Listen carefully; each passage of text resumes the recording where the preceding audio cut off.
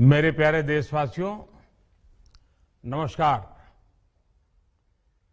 आज देव दीपावली का पावन पर्व है। आज गुरु नानक देव जी का भी पवित्र प्रकाश पर्व है। मैं विश्व भर में सभी लोगों को और सभी देशवासियों को इस पावन पर्व पर हार्दिक बधाई देता हूं। ये भी बहुत सुखद है कि 1.5 साल के अंतराल के बाद करतारपुर साहिब कॉरिडोर अब फिर से खुल गया है। साथियों, गुरु नानक जी ने कहा है, बीच दुनिया सेवी कमाइए त दरगिही बेसन पाइए। यानी संसार में सेवा का मार्ग अपनाने से ही जीवन सफल होता है। हमारी सरकार इसी सेवा भावना के साथ देशवासियों का जीवन आसान बनाने में जुटी है। न जाने कितनी पीढ़ियां जिन सपनों को सच होते देखना चाहती थी, भारत आज उन सपनों को पूरा करने का भरपूर प्रयास कर रहा है। साथियों, अपने 5 दशक के सार्वजनिक जीवन में मैंने किसानों की परेशानियों को, उनकी चुनौतियों को बहुत करीब से देखा है, महसूस किया है। इसलिए जब देश ने मुझे 2014 में प्रधानमंत्री के रूप में सेवा का अवसर दिया, तो हमने कृषि विकास, किसान कल्याण को सर्वोच्च प्राथमिकता दी। साथियों, इस सच्चाई से बहुत लोग अनजान है कि देश के 100 में से 80 किसान छोटे किसान हैं। उनके पास 2 हेक्टेयर से भी कम जमीन है। आप कल्पना कर सकते हैं, इन छोटे किसानों की संख्या 10 करोड़ से भी ज्यादा है। उनकी पूरी जिंदगी का आधार यही छोटी सी जमीन का टुकड़ा है। यही उनकी जिंदगी होती है। और इस छोटी सी जमीन के सहारे ही वो अपना और अपने परिवार का गुजारा करते हैं। पीढ़ी दर पीढ़ी परिवारों में होने वाला बंटवारा इस जमीन को और छोटा कर रहा है। इसलिए देश के छोटे किसानों की चुनौतियों को दूर करने के लिए हमने बीज, बीमा, बाजार और बचत, इन सभी पर चौतरफा काम किया। सरकार ने अच्छी क्वालिटी के बीज के साथ ही किसानों को neem coated urea, soil health card, micro irrigation जैसी सुविधाओं से भी जोड़ा। हमने 22 करोड़ सॉइल हेल्थ कार्ड किसानों को दिए और इस वैज्ञानिक अभियान के कारण एग्रीकल्चर प्रोडक्शन भी बढ़ा। साथियों, हमने फसल बीमा योजना को अधिक प्रभावी बनाया। उसके दायरे में ज्यादा किसानों को लाए। आपदा के समय ज्यादा से ज्यादा किसानों को आसानी से मुआवजा मिल सके, इसके लिए भी पुराने नियम बदले। इस वजह से बीते 4 साल में 1 लाख करोड़ रुपए से अधिक का मुआवजा हमारे किसान भाई बहनों को मिला है। हम छोटे किसानों और खेत में काम करने वाले श्रमिकों तक बीमा और पेंशन की सुविधाओं को भी ले आए। छोटे किसानों की जरूरतों को पूरा करने के लिए सीधे उनके बैंक खातों में 1,62,000 करोड़ रुपए ट्रांसफर किए, सीधे उनके खाते में। साथियों, किसानों को उनकी मेहनत के बदले उपज की सही कीमत मिले, इसके लिए भी अनेक कदम उठाए गए। देश ने अपने रूरल मार्केट इंफ्रास्ट्रक्चर को मजबूत किया। हमने एमएसपी तो बढ़ाई ही, साथ ही साथ रिकॉर्ड सरकारी खरीद केंद्र भी बनाए।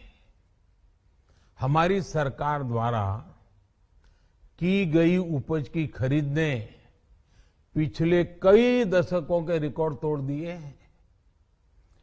देश की 1000 से ज्यादा मंडियों को ई नाम योजना से जोड़कर हमने किसानों को कहीं पर भी अपनी उपज बेचने का एक प्लेटफॉर्म दिया।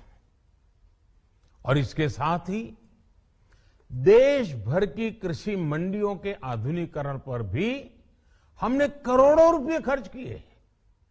साथियों, आज केंद्र सरकार का कृषि बजट पहले के मुकाबले 5 गुना बढ़ गया है।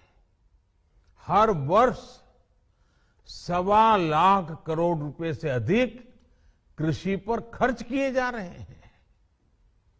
1 लाख करोड़ रुपए के एग्रीकल्चर इंफ्रास्ट्रक्चर फंड के माध्यम से गांव और खेत के नजदीक भंडारण, इसकी व्यवस्था, कृषि उपकरण जैसी अनेक सुविधाओं का विस्तार, ये सारी बातें तेजी से हो रही है। छोटे किसानों की ताकत बढ़ाने के लिए 10,000 एफपीओ किसान उत्पादक संगठन बनाने का अभियान भी जारी है। इस पर भी करीब 7,000 करोड़ रुपए खर्च किए जा रहे हैं। माइक्रो इरिगेशन फंड के आवंटन को भी 2 गुना करके 10,000 करोड़ रुपए कर दिया गया है।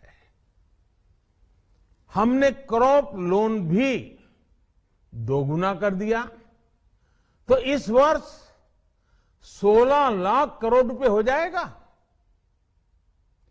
अब पशुपालकों को मछली पालन से जुड़े हमारे किसानों को भी किसान क्रेडिट कार्ड का लाभ मिलना शुरू हो गया है। यानी हमारी सरकार किसानों के हित में हर संभव कदम उठा रही है, लगातार एक के बाद एक नए कदम उठाती जा रही है। किसानों की आर्थिक स्थिति सुधरे, उनकी सामाजिक स्थिति मजबूत हो, इसके लिए पूरी ईमानदारी से काम कर रही है। साथियों, किसानों की स्थिति को सुधारने की इसी महाअभियान में देश में 3 कृषि कानून लाए गए थे। मकसद ये था कि देश के किसानों को, खासकर छोटे किसानों को और ताकत मिले, उन्हें अपनी उपज की सही कीमत और उपज बेचने के लिए ज्यादा से ज्यादा विकल्प मिले। बरसों से ये मांग देश के किसान, देश के कृषि विशेषज्ञ, देश के कृषि अर्थशास्त्री, देश के किसान संगठन लगातार कर रहे थे। पहले भी कई सरकारों ने इस पर मंथन भी किया था। इस बार भी संसद में चर्चा हुई, मंथन हुआ और ये कानून लाए गए। देश के कोने कोने में कोटि कोटि किसानों ने, अनेक किसान संगठनों ने इसका स्वागत किया, समर्थन किया। मैं आज उन सभी का बहुत बहुत आभारी हूं, धन्यवाद करना चाहता हूं।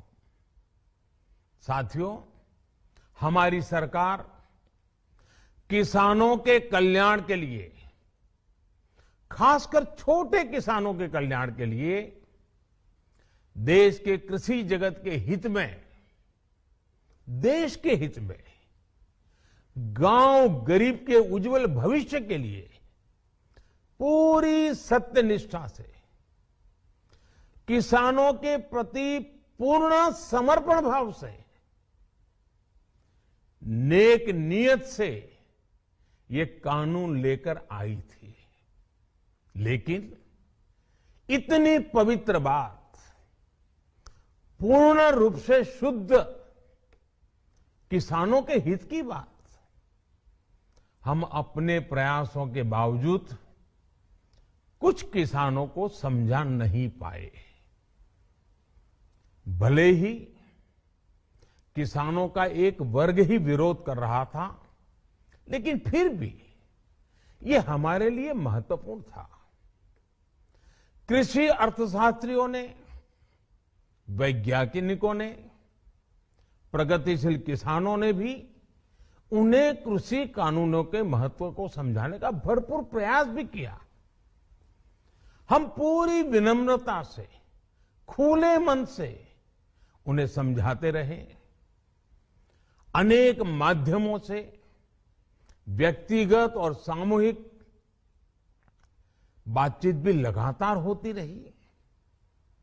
हमने किसानों की बातों को, उनके तर्क को समझने में भी कोई कोर कसर बाकी नहीं छोड़ी। कानून के जिन प्रावधानों पर उन्हें ऐतराज था, सरकार उन्हें बदलने के लिए भी तैयार हो गई। 2 साल तक हमने इन कानूनों को सस्पेंड करने का भी प्रस्ताव दिया। इसी दौरान ये विषय माननीय सर्वोच्च न्यायालय के पास भी चला गया। ये सारी बातें देश के सामने है, इसलिए मैं इनके अधिक विस्तार में नहीं जाऊंगा। साथियों, मैं आज देशवासियों से क्षमा मांगते हुए सच्चे मन से और पवित्र हृदय से कहना चाहता हूं कि शायद हमारी तपस्या में ही कोई कमी रही होगी, जिसके कारण दिए के प्रकाश जैसा सत्य कुछ किसान भाइयों को हम समझा नहीं पाए। आज गुरु नानक देव जी का पवित्र प्रकाश पर्व है। ये समय किसी को भी दोष देने का नहीं है। आज मैं आपको, पूरे देश को ये बताने आया हूं कि हमने 3 कृषि कानूनों को वापस लेने का, रिपील करने का निर्णय लिया है। इस महीने के अंत में शुरू होने जा रहे संसद सत्र में, इसी महीने में, हम 3 कृषि कानूनों को रिपील करने की संवैधानिक प्रक्रिया को पूरा कर देंगे। साथियों, मैं आज अपने सभी आंदोलनरत किसान साथियों से आग्रह कर रहा हूं, आज गुरु पर्व का पवित्र दिन है। अब आप अपने अपने घर लौटे, अपने खेत में लौटे, अपने परिवार के बीच लौटे। आइए एक नई शुरुआत करते हैं, नए सिरे से आगे बढ़ते हैं। साथियों, आज ही सरकार ने कृषि क्षेत्र से जुड़ा एक और अहम फैसला लिया है। जीरो बजट खेती यानी प्राकृतिक खेती को बढ़ावा देने के लिए देश की बदलती आवश्यकताओं को ध्यान में रखकर क्रॉप पैटर्न को वैज्ञानिक तरीके से बदलने के लिए एमएसपी को और अधिक प्रभावी और पारदर्शी बनाने के लिए ऐसे सभी विषयों पर भविष्य को ध्यान में रखते हुए निर्णय लेने के लिए एक कमेटी का गठन किया जाएगा। इस कमेटी में केंद्र सरकार, राज्य सरकारों के प्रतिनिधि होंगे, किसान होंगे, कृषि वैज्ञानिक होंगे, कृषि अर्थशास्त्री होंगे। साथियों, हमारी सरकार किसानों के हित में काम करती रही है और आगे भी करती रहेगी। मैं गुरु गोविंद सिंह जी की भावना में अपनी बात समाप्त करूंगा। देहि शिवा वर मोहे इहे, शुभ कर्मन ते कबहू न टरो। हे देवी, मुझे ये वर दीजिए कि मैं शुभ कर्म करने से कभी पीछे ना हटूं। जो किया किसानों के लिए किया, जो कर रहा हूं देश के लिए कर रहा हूं। आप सभी के आशीर्वाद से मैंने मेहनत में पहले भी कोई कमी नहीं की थी। आज मैं आपको विश्वास दिलाता हूं कि अब और ज्यादा मेहनत करूंगा ताकि आपके सपने साकार हो सके, देश के सपने साकार हो सके। आपका बहुत बहुत धन्यवाद। नमस्कार।